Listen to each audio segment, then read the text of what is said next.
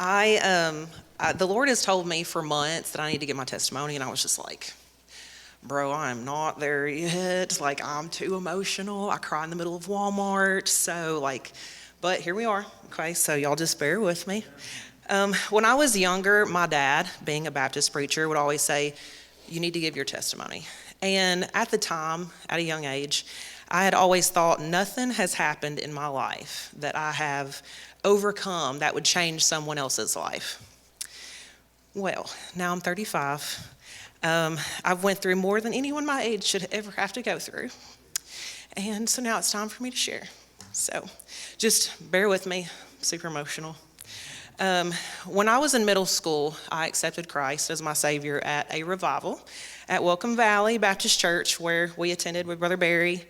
And I remember sitting during the revival, and I was just like, I don't think I'm saved. And they had the invitation, and I was sitting there, and I was just sitting on the pew. I was just sitting there, and everybody else was standing up. And Brooke, Barry's twin, one of the twins, she was like, what's wrong? And I was like, I do not think that I'm saved. And she's like, well, let's go up front. We'll go pray together.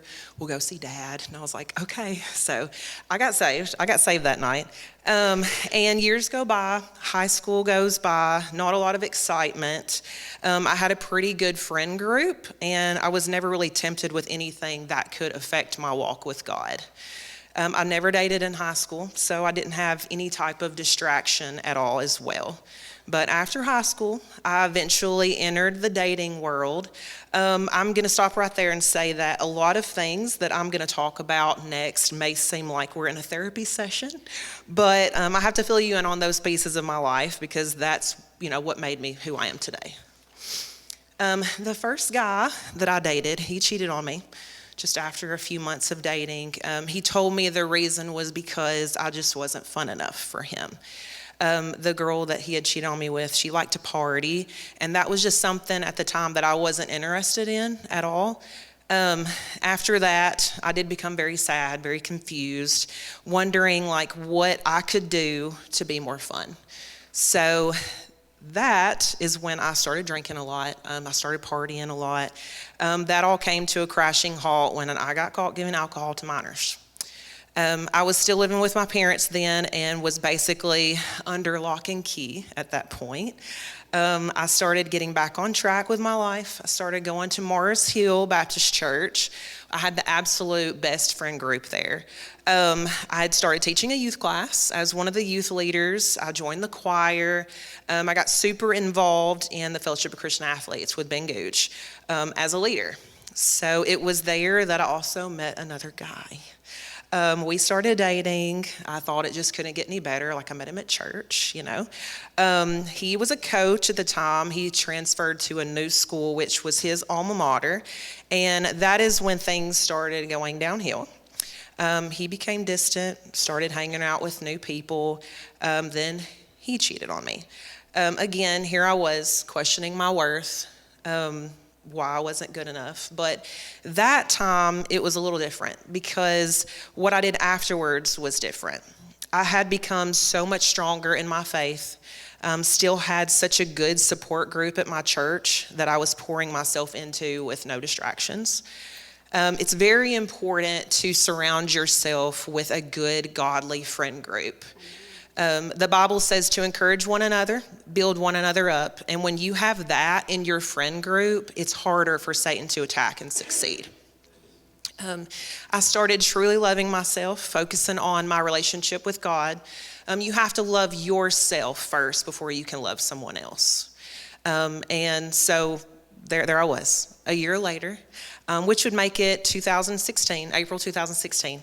I was talking to my dad one night, and he was the judicial magistrate at the time here at the sheriff's department. He had got a call to head up there to work. He asked me if I wanted to tag along, and I was like, Dad, I'm in my pajamas, no makeup on, I don't want to be seen in public. And he's like, listen, Jessie, you're going to be fine. No one's going to see you. And I was just like, okay, all right. So here we go. Headed on up there. We get up there and he goes, I'm not going to leave you out here by yourself. It's too dangerous. I was like, are you kidding me? Here we go. I have a big old t-shirt on. My hair's in a ponytail. I had glasses on, no makeup. I looked like a hot mess express. So we get inside, and I look up to see this man who looks like one of those Greek gods, all muscle, shiny bald head. And I was like, oh my goodness, he was standing right in front of me. I whipped around so fast because I remembered him from the gym. I would occasionally see him there, but I never spoke to him. That night when I got home, I looked him up on Facebook, and it had said that he had worked at the Lawrence County Sheriff's Department. Well, I saw him at the Giles County Sheriff's Department, and I thought, you know what? I'm going to shoot my shot. I'm going to message him. So I did. I said, hey, I think I saw you tonight, but you were at the Giles County Jail, and it says you were at Lawrence County Jail. He's like, oh, yeah, I'm at the Giles County Department now. What were you booked in here for? I was like, I was not in jail. I was with my dad. He's a judicial magistrate, and he's like, oh, okay, you know. So flash forward, we got married in 2018. Now, our marriage wasn't the easiest road, but I loved being a wife. It was my most favorite title. I remember the first time that he introduced me as his wife. It made me grin from ear to ear. I just felt so proud to be Miss Cutcher. And in Genesis 2:18, God describes a woman as a suitable helper. He was talking about how he was going to make Adam a helper in that verse. And that word helper is meant to be a strong word, to aid, to help, or to strengthen. And it carries the idea of strengthening someone in a way that they cannot do for themselves. So when I took on the role of being Anthony's wife, I didn't realize at the time how much of a helper that I would be for him in the years to come. Anthony had grew up in a military home. His dad was special ops. He was very hardcore. And in their house, his mom believed in God, and she was saved. But his dad, he was an atheist, so he didn't have much experience in church at all. So Mars Hill Baptist is what I call a mega church in Lawrence County. They have hundreds of people to go to 2 different services on Sunday morning, and that just wasn't Anthony's cup of tea. So we decided to start coming here. He enjoyed it. He loved the small atmosphere. He loved the friendly faces, and it did help that our nephews came here as well. In 2020, Anthony graduated from the police academy. Things started to become a little rocky a year in because he started to see the downside of being a deputy, and that was the death. It was also really hard being a cop's wife because when he struggled, I also struggled. His first dead body was an old man that he couldn't save, and I just remember him coming home and not talking much. He just became very distant. When he would finally talk about it, he would say, why does God allow that to happen to nice, good people? And then a month later, a man burned up in a car. And again, Anthony felt like he should have saved him, but also questioned why God would allow this to happen to a father of little kids with a wife at home. As the year passed, it became harder to get him to come to church on Sundays. One night, I was headed to the gym, and I got a call, and it was Anthony's cell phone. And so when I answered it, I was expecting to talk to him. But it was his sergeant, and he was just informing me that Anthony had been in a wreck going to a call, and that he was unconscious, and that I needed to head to the hospital immediately. He walked away from the hospital that night with just a concussion and a few weeks off of work. He then started coming back to church, and I thought a good scare was all that he really needed. Things were going pretty well for a while until about 2022 when I got another phone call from his sergeant. This time he had had a man commit suicide in front of him, and mentally Anthony just wasn't doing well. When he got home, I didn't know what to say because I've never had to deal with situations like that. And his line of work was not like my line of work. I never had to deal with any death or any stressful situations. And as the weeks went on, I could tell something just wasn't right. Our marriage at times felt like it was falling apart. I started praying specifically every night for him and the situations that I thought he was going through. Every night. I kept a journal of all of my prayers.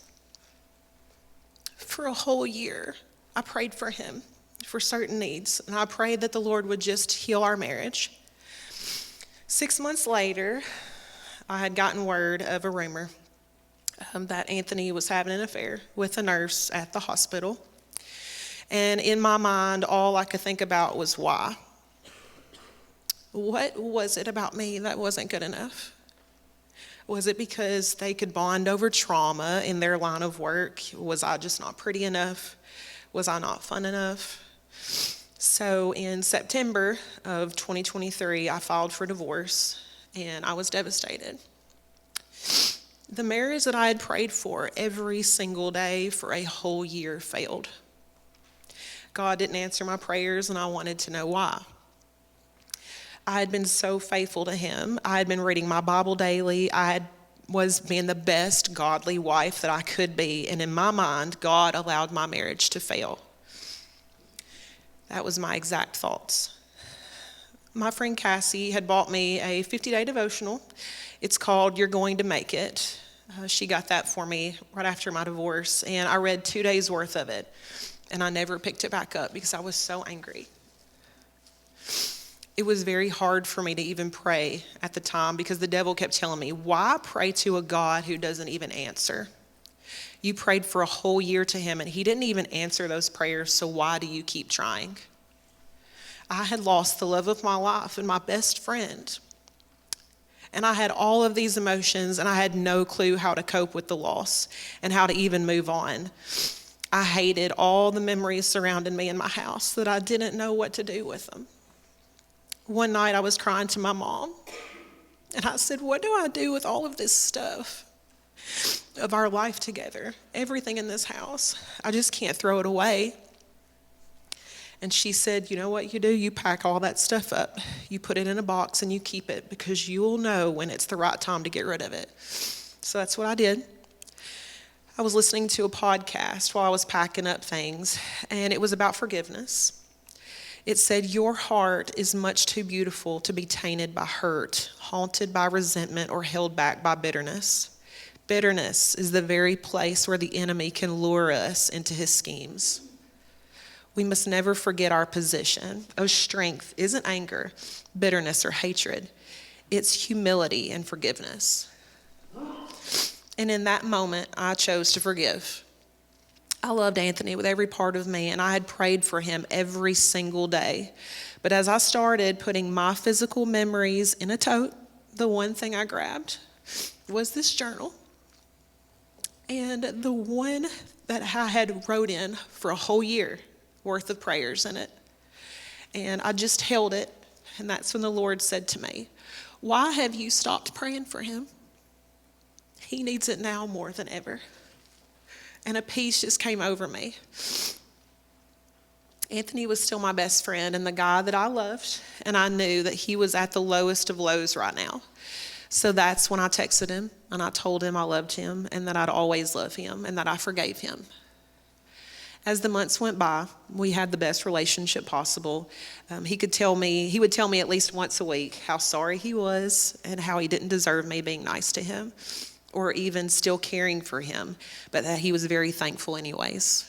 But I think when we go through stuff like that, it's the perfect opportunity to be the purest reflection of Jesus. I had numerous people tell me that I was insane for being nice to him or even talking to him. But in my mind, I was showing him what love was all about, God's love.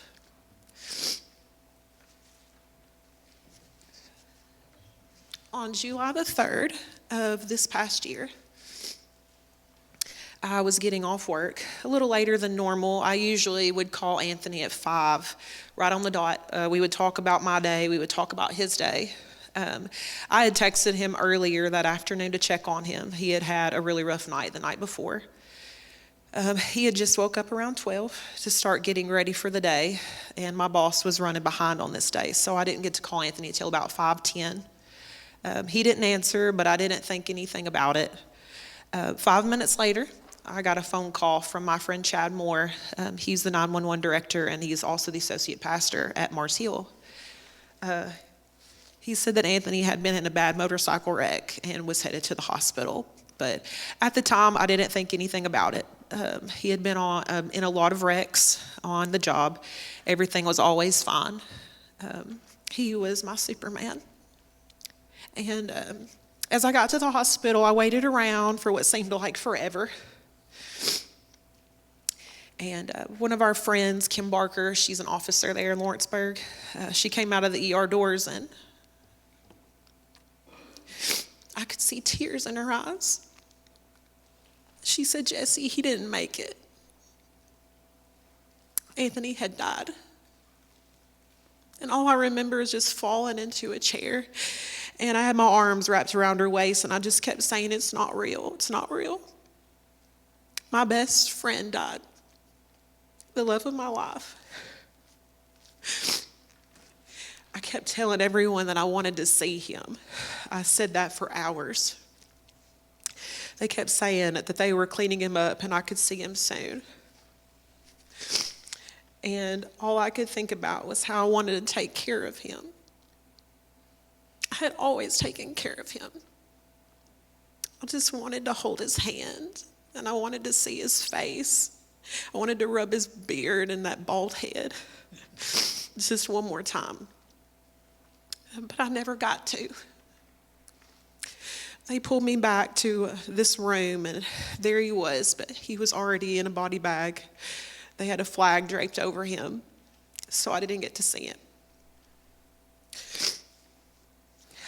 So days later, what all seemed like a blur, I received tons of messages from lots of people whom I didn't know, giving me condolences. But I received one message from a lady named Christy. She told me she was behind Anthony on the road when it all happened, and she wanted me to know that she got to hold his hand and to let him know someone was there with him and was praying for him, and she took care of him until EMS got there. And with that message, God just gave me a sense of peace that someone got to hold his hand. Every day, I'm thankful for forgiveness and that spirit of love that I had in my heart, because everything God did was in his plan, all of it. I now know that God didn't answer my prayers for a reason. Everything happens the way it's supposed to, in God's way.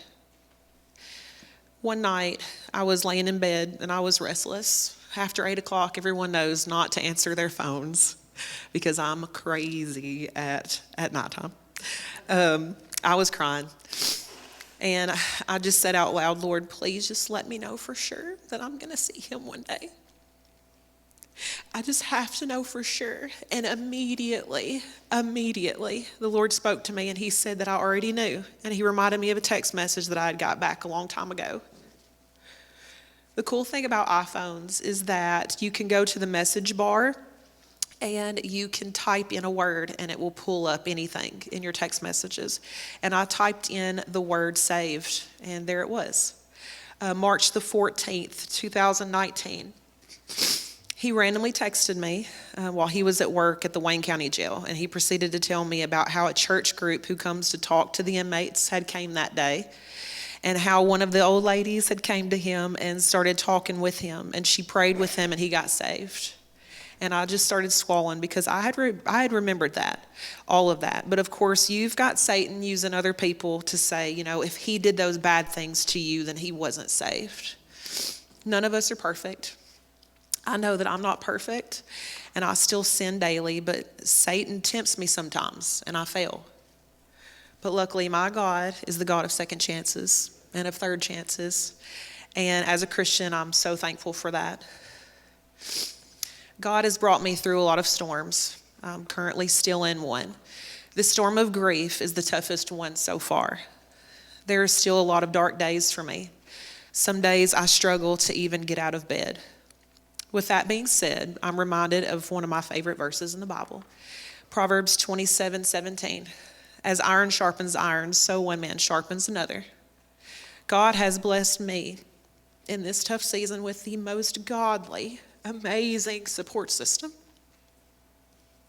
And I can sit here and tell you that if it wasn't for them sitting here listening to me cry every single day for 9 months, pushing me to get up and live, to drink water, to eat food every day, I don't know where I'd be without them all.